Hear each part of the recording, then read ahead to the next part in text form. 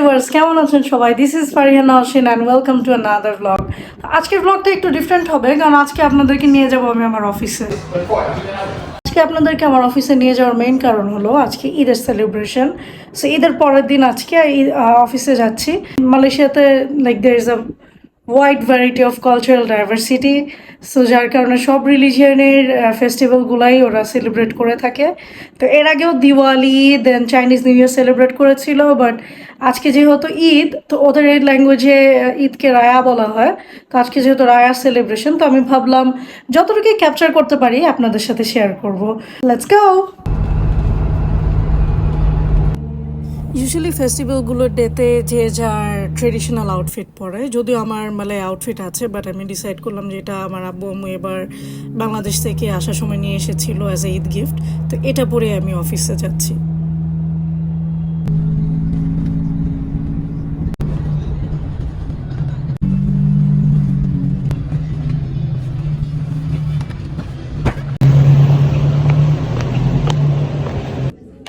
So viewers, work is work, of course আজকে celebration, but কাজ করতে হবে না তা কিন্তু না। তো ফার্স্টে গিয়ে ওয়ার্ক স্টেশনে গেলাম, নিজের যা সকালের কাজ আছে ওগুলো আগে কমপ্লিট করে দেন গেলাম সেলিব্রেশন ফ্লোরে, যেখানে অলরেডি সবাই ফেস্টিভ আউটলুকে ছিল। আর দেখতেই পাচ্ছেন ফুডস ডেকোরেশন সবই খুবই একটা ফেস্টিভ ভাইব দিচ্ছে।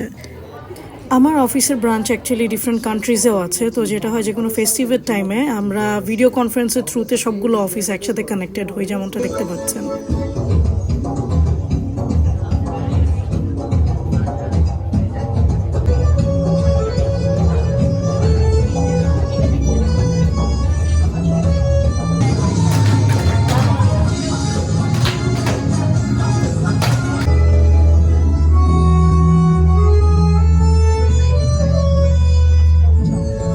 এটা বেসিক্যালি একটা টিমের পারফরমেন্স ছিল, ওদের যে লোকাল যে কালচার ওই আউটফিট পরে, এবং এরপরেই ছিল বিভিন্ন ব্রাঞ্চের ফ্যাশন শো যেমনটা দেখতে পাচ্ছেন।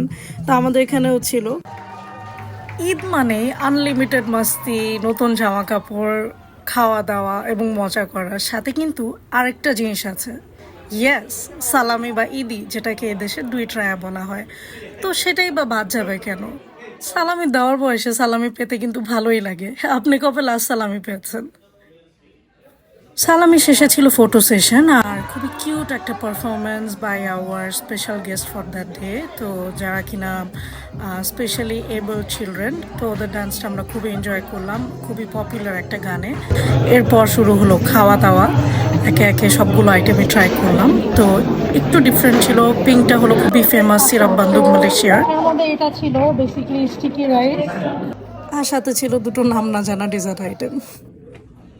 এরপর আবার নিজের ফ্লোরে এসে কিছু কাজ করলাম, দিনের কাজ গুছালাম, এই তো করতে করতে যাওয়ার টাইম হয়ে গেল। So viewers, that was it about today. আশা করি আমার ব্লগটা আপনাদের ভালো লেগেছে and I could give you a little idea about festive season আমার অফিসে কিভাবে ওটা সেলিব্রেট করা হয়. So thank you for watching. Don't forget to like, comment and subscribe. Till then, take care.